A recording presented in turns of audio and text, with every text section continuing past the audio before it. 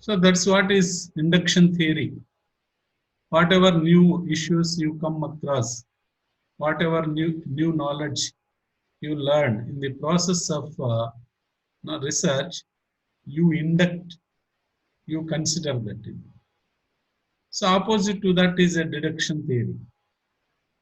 Whatever is not relevant, will eliminate, will ignore that. So like that, keeping this in mind, and this theory helps us in formulating a hypothesis. So these are no, propositions. With some background knowledge of the subject, a researcher will proceed to investigate into the research area or problem. So theory becomes a source for hypothesis. Then observation. So when you observe something, you can understand, you can learn, and so many ideas come to your mind. You can guess, you can imagine after observing certain situation, phenomena, an incident. So that gives a basis for the formulation of hypothesis. So you can assume and predict once you observe certain thing, some happenings. So the relationship between the price and the demand for an article is hypothesized. So relationship between price and demand. So if demand is more, price also will go up. When there is no demand, price will come down. So relationship between these two variables, that's price and demand. So you can this price and demand of for an article can be hypothesized. Then analogies. Here Julian Huxley has pointed out that causal observations or casual observations, the cause and effect relationship. Okay, when price comes down, when demand decreases, price also will decrease. When demand increases, price also increases. This is opposite to supply. So casual observations in nature or in the framework of another science may be a fertile source of hypothesis. Now, if you casually observe nature, that becomes a fertile source of hypothesis. For example, the hypothesis that similar human types or activities may be found in similar geographical regions. So similar human types or activities. What the people are doing. Normally in villages, what people will be doing, most of the rural population will be engaged in agricultural related activities. So if you observe people activities or human activities, so what they are doing in a particular region, so they may be common. They may be common. Commonly, people living in a particular region will be doing the same thing. So this came from plant ecology. So these are the sources of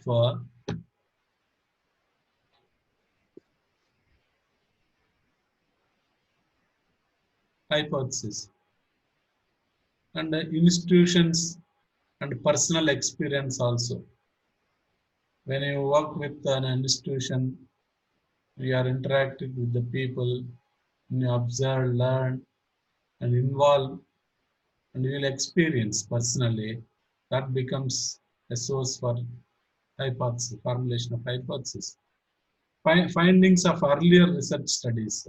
Now, if you see the abstract of earlier research studies and their findings, you can assume on that subject further.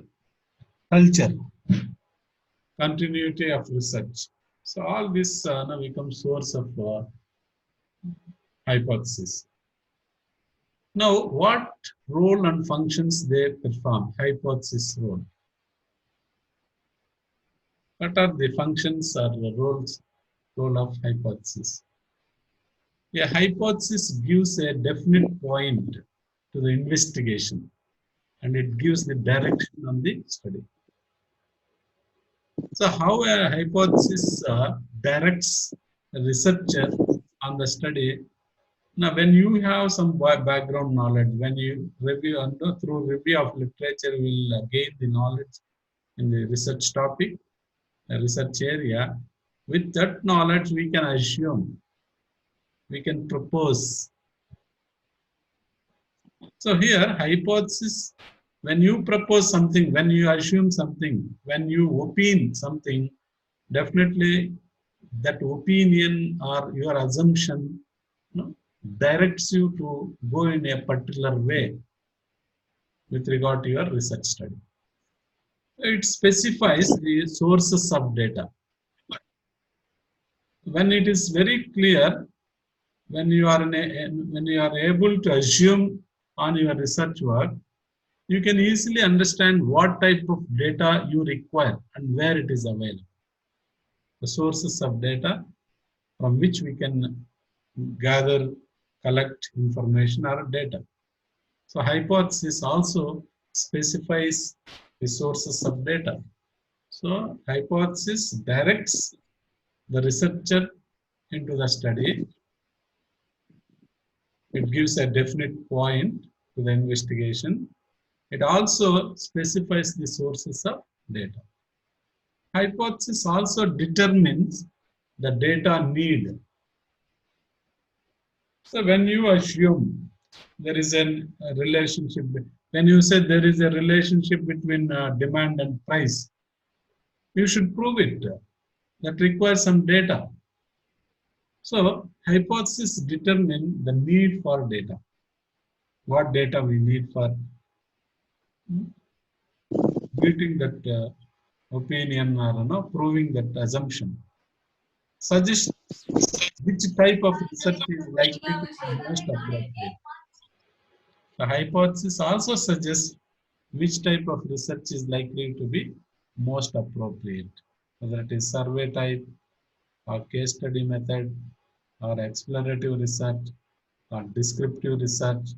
So what type of research suitable for your problem?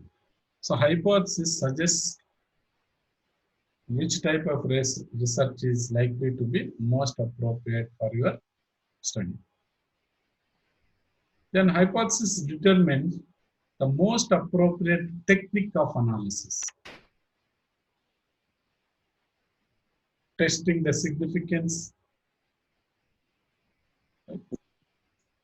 So here, what statistical technique or tool or mathematical tools or operations research techniques can be used or appropriate for our research study.